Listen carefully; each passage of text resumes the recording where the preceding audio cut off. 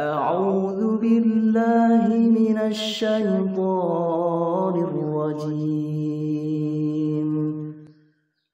بسم الله الرحمن الرحيم Assalamualaikum warahmatullahi wabarakatuh. A'udzu billahi minasy syaithanir rajim. Bismillahirrahmanirrahim. Alhamdulillahi rabbil alamin wa bihi nasta'inu ala umurid dunya waddin. Wassalatu wassalamu ala sayyidina Muhammadin wa ala alihi wa sahbihi ajma'in. Amma ba'd. Saudaraku rahimahumullah, kita semua tentu telah sering membaca istighfar. Akan tetapi, untuk satu istighfar ini, kita tak boleh lupakan. Jangan sampai ditinggalkan. Karena ia adalah sayyidul istighfar, atau rajanya istighfar, yang memiliki fadilah dan keutamaan yang tak ada bandingnya. Sampai Rasulullah Shallallahu Alaihi Wasallam memerintahkan, ta'allamu sayyidal istighfar. Pelajarilah oleh kalian sayyidul istighfar. Siapa yang membaca istighfar ini, maka ia berhak untuk masuk surga. Lebih jelasnya, mari kita pelajari bersama. Semoga Allah menolong kita, termasuk orang yang bisa mengamalkannya dengan istiqomah, sehingga akhirnya kita dikaruniai husnul khotimah dan mendapatkan surganya. Amin ya rabbal alamin. 1. Keutamaan sayyidul istighfar. Di sini kami ingin menjelaskan tentang keutamaan sayyidul istighfar terlebih dahulu, supaya lebih bisa memotivasi diri kita untuk mengamalkannya. Keutamaan terbesar dari sayyidul istighfar ini adalah sebagaimana yang diterangkan dalam hadits dari Shaddad bin Aus radhiyallahu anhu, bahwa Nabi sallallahu alaihi wasallam bersabda, "Man qalaha muqinan biha hina yumsi famata min lailatihi dakhala al-jannah, wa man qalaha muqinan biha hina yusbihu famata min yaumihi dakhala al-jannah." Barang siapa yang membacanya di waktu sore dengan penuh keyakinan, lalu ia meninggal di malamnya, maka ia masuk surga.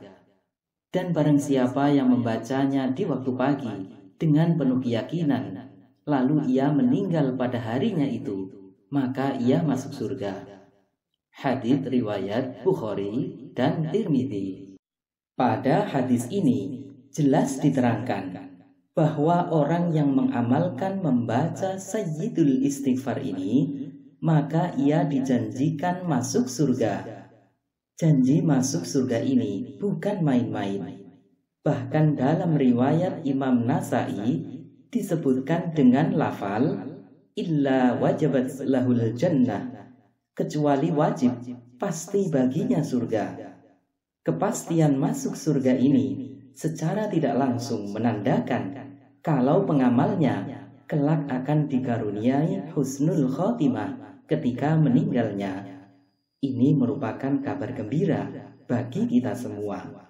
Malah Ali Al-Qari berkata, artinya ia akan meninggal sebagai orang mukmin, maka ia pasti akan masuk surga. Dan bahkan lagi, yang dimaksud masuk surga bukan hanya sekedar masuk surga, tapi mengandung arti bahwa ia akan masuk surga dengan tanpa didahului siksa neraka. Imam Al-Qastalani dalam Irsyadus Sari li Syarhi Sahihil Bukhari menjelaskan, artinya orang-orang yang masuk surga pertama kali dengan tanpa masuk neraka. Imam Zainuddin Al-Hunawi dalam At-Taisir bi Syarhi Al-Jami' As-Shaghir menerangkan, artinya ia termasuk orang yang berhak memasukinya bersama orang-orang pertama yang masuk surga atau tanpa didahului siksa. Sebab jika tidak demikian, maka setiap orang mukmin akan masuk surga meski ia tidak mengucapkannya. Imam As-Sanadi berkata, artinya ia masuk surga di permulaan. Sebab jika tidak, maka setiap orang mukmin masuk surga dengan imannya. Dan ini adalah anugerah dari Allah Subhanahu wa Ta'ala. Imam Al-Karmani menyebutkan, yang dimaksud, ia akan memasuki surga di permulaan dengan tanpa masuk neraka. Begitu agung keutamaan Sayyidul Istighfar ini, maka marilah kita selalu berusaha untuk mengamalkannya dengan istiqomah. 2. Bacaan Sayyidul Istighfar. Berikut ini adalah bacaan doa Sayyidul Istighfar, yakni Allahumma anta rabbi la ilaha illa anta khalaqtani wa ana abduka wa ana ala ahdika wa wa'dika mastata'tu a'udzu bika min syarri ma sana'tu abu'u laka bi ni'matika 'alayya wa abu'u bi dhanbi faghfirli fa innahu la yaghfiru dzunuba illa anta. Ya Allah, Engkau adalah Tuhanku, tiada Tuhan selain Engkau. Engkau telah ciptakan aku, dan aku adalah hamba-Mu. Aku menetapi perjanjian-Mu dan janji-Mu sesuai dengan kemampuanku. Aku berlindung kepadamu dari keburukan perbuatanku. Aku mengakui nikmat-Mu kepadaku, dan aku mengakui dosaku. Maka ampunilah aku, sebab tidak ada yang bisa mengampuni dosa-dosa selain Engkau. 3. Mengapa disebut Sayyidul Istighfar? Sebab doa istighfar ini mengumpulkan semua makna taubat, sehingga ia disebut Sayyid, yang artinya penghulu, pemimpin, atau rajanya istighfar. At-Tibi berkata, karena doa ini mengandung semua makna taubat, maka dipakailah istilah Sayyid, yang pada asalnya Sayyid itu artinya induk atau pemimpin yang dituju dalam semua keperluan. 4. Makna kandungan Sayyidul Istighfar. Sekarang mari kita buktikan kalau doa ini benar-benar mengumpulkan semua makna taubat, sehingga ia layak disebut rajanya istighfar. Jika kita ingat bahwa taubat itu berarti kembali kepada Allah dengan 3 hal. Pertama, kembali mengakui dan menyesali. Kedua, kembali berjanji untuk tidak mengulangi dan bertekad memperbaiki. Dan ketiga, kembali mengharap ampunan Allah. Nah, ketiga hal ini semuanya terkandung dalam bacaan doa Sayyidul Istighfar yang diungkapkan dengan begitu indah. Pertama, pengakuan. Di awal kita akui bahwa Allah adalah Tuhan kita, yang tiada Tuhan selain Dia, dengan kalimat Allahumma anta rabbi la ilaha illa anta. Ya Allah, Engkau adalah Tuhanku, tiada Tuhan selain Engkau. Kita akui pula bahwa Allah adalah Tuhan yang menciptakan kita dan yang menciptakan segalanya, dengan kalimat khalaqtani, Engkau telah ciptakan aku. Dan kita akui bahwa kita adalah hamba yang menyembahnya, dengan kalimat wa ana abduka, dan aku adalah hamba-Mu. Kedua, janji tidak mengulangi dan tekad untuk memperbaiki. Di samping mengakui, kita kemudian bertekad bahwa kita akan terus berusaha semampu kita untuk menepati janji, yakni janji yang pernah diambil sejak sebelum kita lahir ke dunia ini, bahwa kita akan beriman, menyembah Allah, dan berbuat ketaatan kepadanya, sebagaimana yang terungkap dalam kalimat doa, wa ana ala ahdika wa wa'dika mastata'tu, dan aku menetapi perjanjianmu dan janjimu sesuai dengan kemampuanku. Ketiga, memohon perlindungan Allah. Setelah kita mengakui, berjanji tidak mengulangi, dan bertekad untuk memperbaiki, kita lalu memohon kepada Allah agar dilindungi dari akibat buruk perbuatan dosa yang kita lakukan. Kita berlindung dari hukuman siksaannya. Sekaligus kita meminta perlindungan Allah agar dijaga dan dipelihara dari kembali melakukan perbuatan dosa itu. Karena kita punya keyakinan bahwa semua itu tak akan bisa terwujud tanpa adanya perlindungan Allah. Dan permohonan ini kita sampaikan dengan kalimat A'udzubika min syarri ma shana'tu. Aku berlindung kepadamu dari keburukan perbuatanku.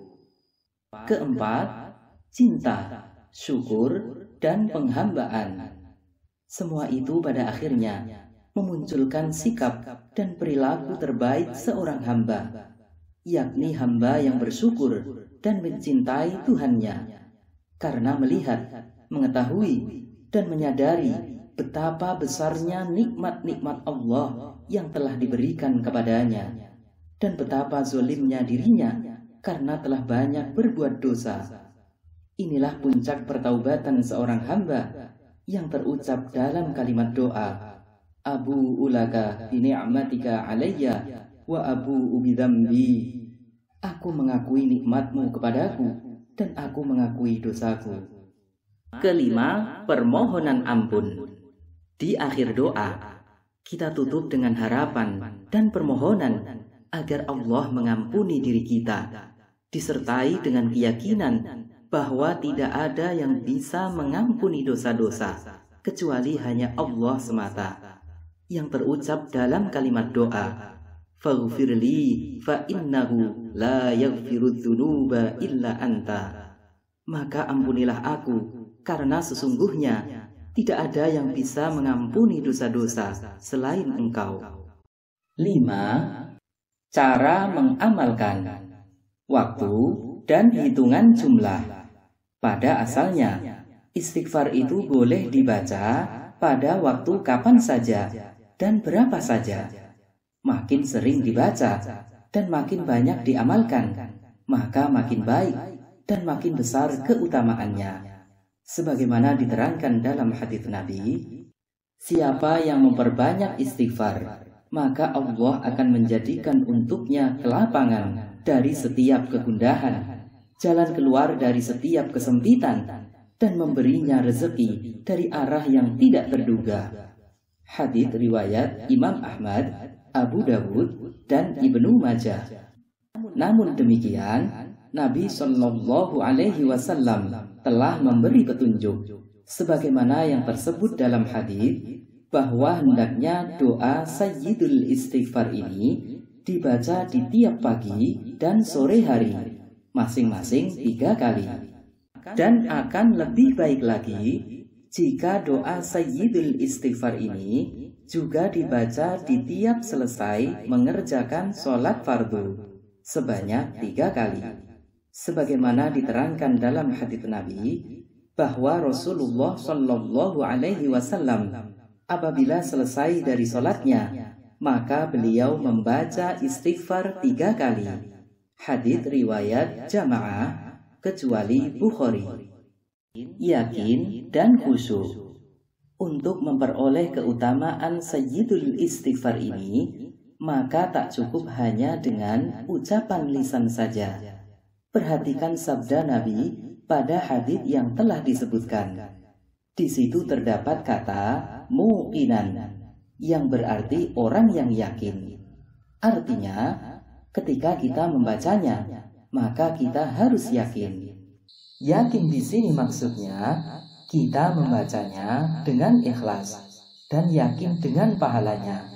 Sebagaimana Ibnu Battal dalam syarah Sahih Bukhari menjelaskan, artinya orang yang mengikhlaskan dari hatinya dan membenarkan pahalanya, maka ia termasuk ahli surga.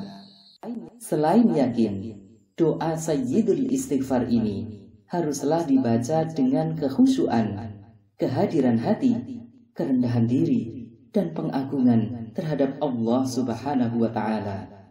Ibnu Abi Jamrah berkata, termasuk syarat istighfar adalah niat yang benar, menghadap yang benar, dan etika yang benar. Selanjutnya beliau menegaskan, yang jelas bahwa lafal ini menjadi sayyidul istighfar apabila terkumpul syarat-syarat yang telah disebutkan. Istiqomah, segala sesuatu itu akan membuahkan hasil keutamaan jika dilakukan dengan istiqomah. Tak terkecuali doa sayyidul istighfar ini.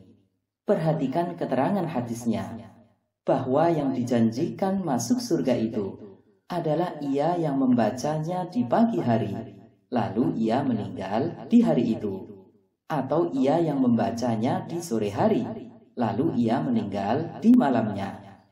Kausalitas ini menandakan bahwa pembacanya adalah orang yang rajin dan istiqomah mengamalkannya sampai ajal datang menjemputnya.